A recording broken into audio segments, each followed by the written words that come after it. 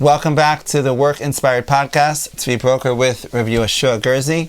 And we'd like to thank our sponsor for dedicating this important topic, 𝗬𝗓 nishmas Rav Yitzchak Tzvi ben Moshe Peretz. Should be a big 𝗧his for his neshama, and thank you very much for enabling us to be able to share this wisdom to many people. Today's topic is a really important one, very relevant, I know, at least in my life, which is creating healthy boundaries between work, life, family in a technological world. And the truth is, it's a funny topic. When I was preparing for this podcast, a couple of years ago, when we're really excavating this topic of work-life balance, we're going to be bringing out a course on 𝗀𝗧 Hashem that really covers all different aspects of it. I remember I was, peeking around and looking at different statistics. And there was a statistic that spoke out to me about the percentage of people that, you're not going to believe it, that bring work home with them over their weekends. It was bring home. Now, this is pre-COVID, if you haven't caught on. And it was like, wow, there's so many people that they're bringing work home with them. And it was talking about this real reality, how we need to be able to create boundaries so that work stays in the office. Fast forward a couple of years, where now your home has become the office. Now we work, for so many people, work and home have become the same place. And the challenges that have become created and the struggles that I know that I've experienced in conversations with people, Rabbi has had conversations with so many people. What do we do? What do we do when we're in this environment where on one hand, within our own communities, and this is something for sure that people have shared, it's amazing, gewaldig, we can work from home. I used to have to schlep on the train, I used to have to sit in traffic, I used to have to sit in meetings, right, and hear all these conversations of people speaking about Lashon Hara, right, and had to be in situations perhaps that weren't ideal in terms of between men and women, tznius issues, and now I can work from home, right? All I have to do is, click on my Zoom. It's great. I've saved myself so much time. Now I can go to a daf yomi shir. Now I can learn more. Theoretically, right, I can learn more. Right? Hopefully we are learning more. But it could be tricky because the question is that what cost is that coming at when somehow the lines between work and home, family, spouse, kids start to become blurred? Okay. I think it's a very, very big subject, and as I say, pretty much every single time we meet, we're just dipping our we're feet, dipping our toes into the nice water. Cool water. Okay, just to open up. So I think first of all, one thing I've noticed over the last couple of years is that sitting with people who are working at home, it's very interesting. Rarely is it that the wife is happy that the husband's working at home. Interesting. That's one thing I've picked up, that so many times the women feel they've been hijacked. They don't have their space anymore. If the women are at home, I see. That's something that's come up. There's a number of women that work in offices, but a number of women that work at home as well. I see. That was their domain. And especially here in 𝗬𝗓 Yisrael. And that's one thing that's come up many times over, because there's a certain expectation that I've heard many a time from the women's side, is the husband should be out of the house. And I know from Biala Rebbe Shlita that he's very makpid. He's very, very makpid. You shouldn't work from home. You shouldn't work from home. He says shalom. My father, I don't know if it's from the Rebbe. My father says shalom bayis. That's what shalom bayis is. You say bye bye to the house in the morning and you leave. And I do see a friction. I see that it's those boundaries of being with the wife and children, being with the wife and kids, or if it's the woman's side, those boundaries have been eroding. Right, definitely challenged and causing us to have to really create internal boundaries as opposed to relying on external boundaries, which is and there are people who can work it. They can work it. They can have the office. They can do it. There are people that can't do it. They've got an office at home, they can do it, and it works wonders. But I sit with a lot of people, a lot of couples. This is what I hear from them. Right. But what's interesting is, even if a person, let's say, still works from the office, right, or especially post-COVID has gone back to the office, or they're working from home, but they're taking this advice and they make sure to find an office space to work, find some type of a cubicle not in the home. Because of what happened in COVID, the expectation and of how on we are, because of the fact it used to be, maybe there was such a thought, work is at the office. Now, even if a person isn't working at home, because of the expectation of that a person may be on in their home, so then whether it be the telephone or the laptop, right, the smartwatch suddenly becomes where there's this infiltration of, well, when do things get done? And then if things are getting done, if things are getting done around the clock, or things are getting done on my own time and I can take a break, and then my kids come in and and then my spouse comes in, so then how are we able to create those boundaries and, without things suffering? Because it sounds like things are suffering. There is some cost, tension point that's coming because of it. Yeah, these are very important words. Yeah. How?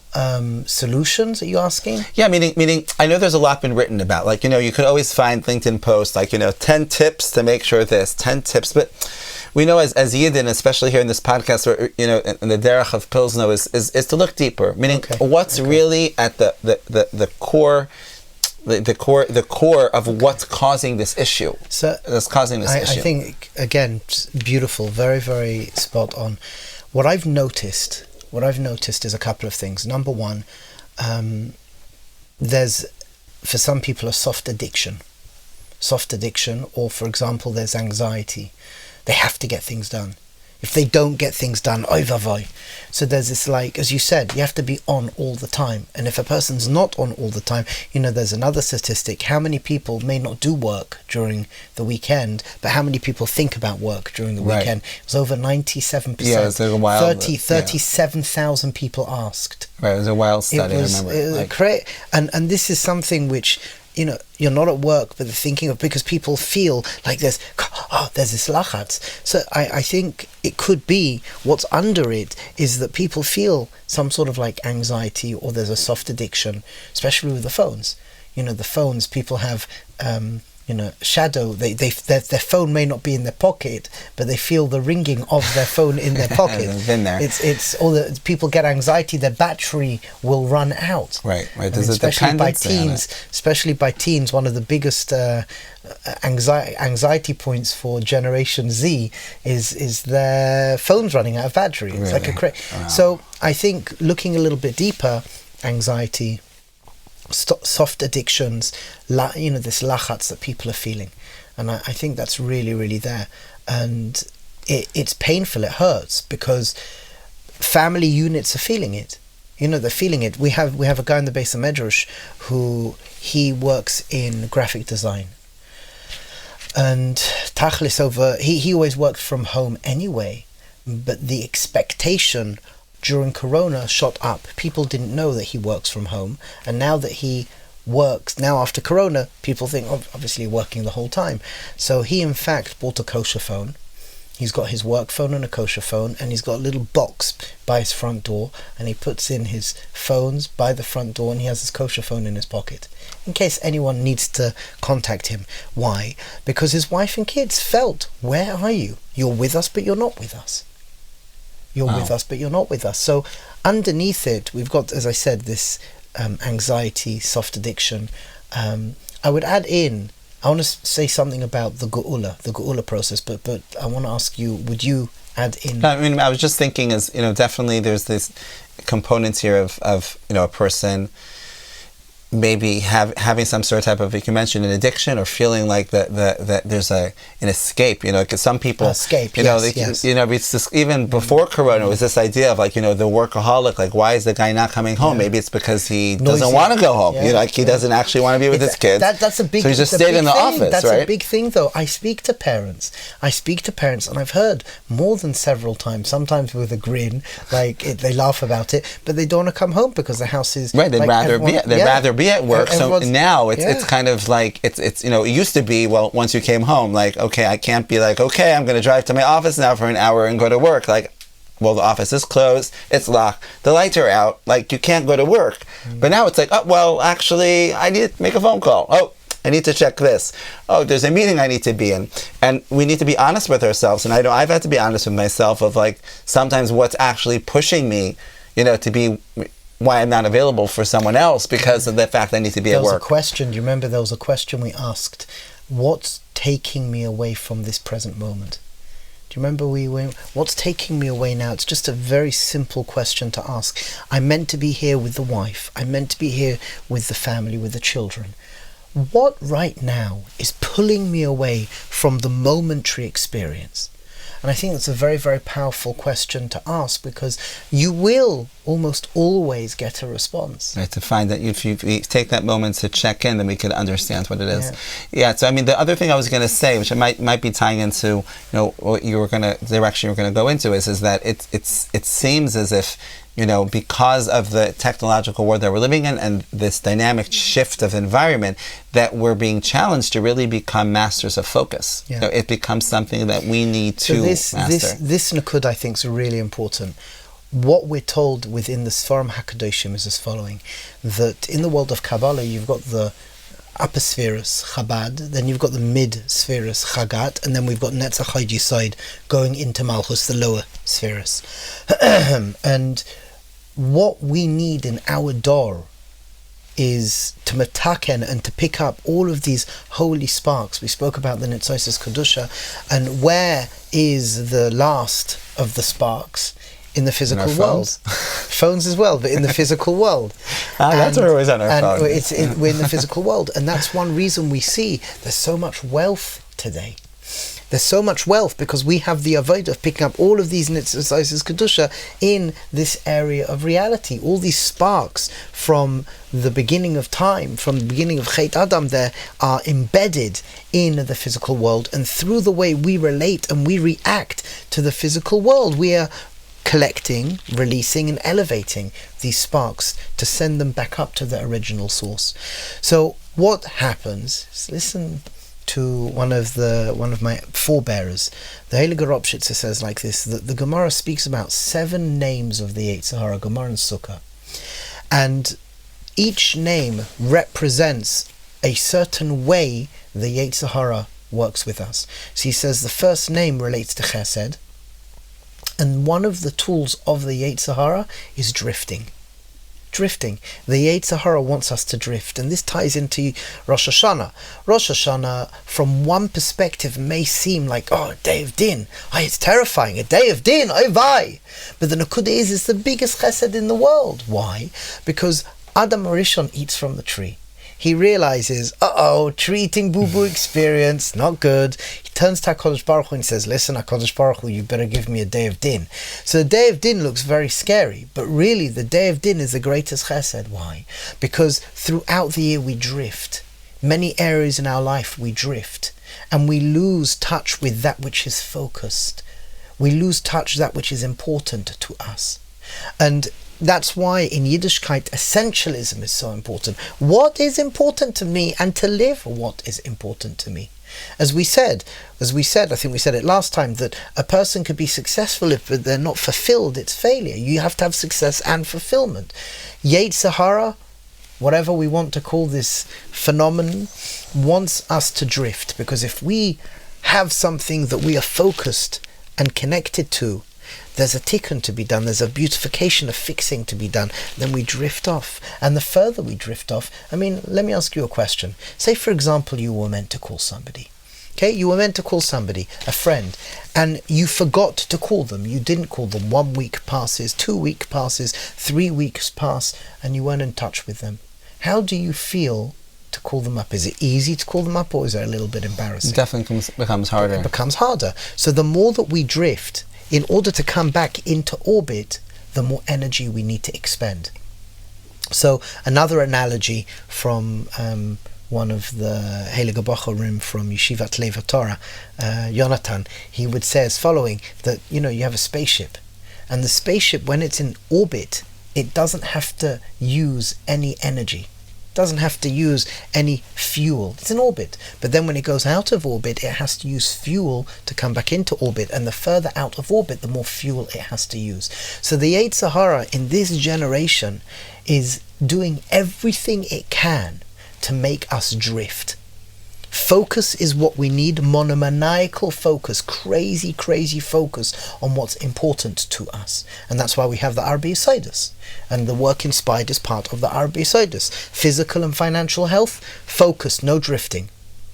Relationships, focus, no drifting. Our mental, our home inside, the mind could be the most beautiful, wondrous gift, or it could be the most scariest place. Again, focus, no drifting. Mentorship and our ruchnius, focus, no drifting. And the Yetzer Hara wants us to drift. And it's a fight in our door, and we've got every single reason.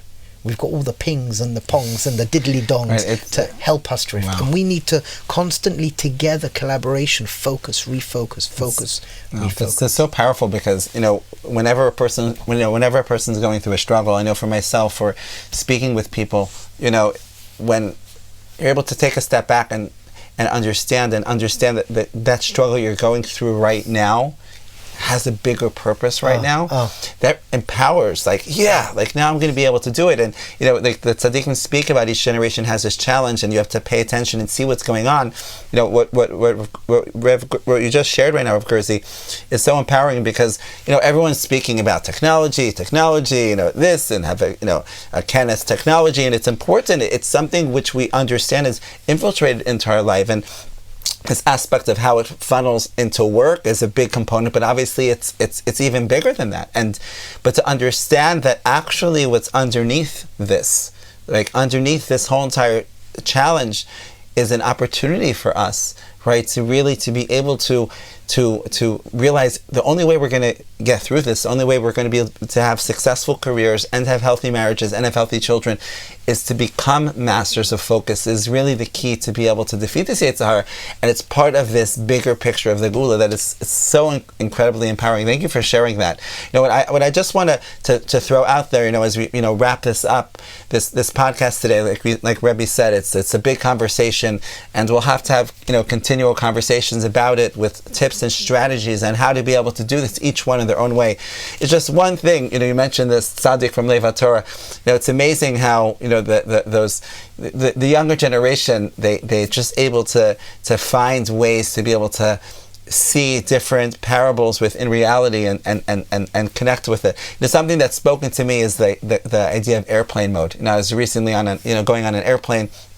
That they announce, make sure you put your phone on airplane mode. And the idea of airplane mode is that it doesn't mean that everything's done. It doesn't mean that there isn't somebody who's trying to get a hold of you. It doesn't mean that there's a deadline that you're not going to be able to get to. It just means one thing, that right now you need to put your phone on airplane mode, in which you're going to be forced to just focus with what's in front of you right now without having those external pings.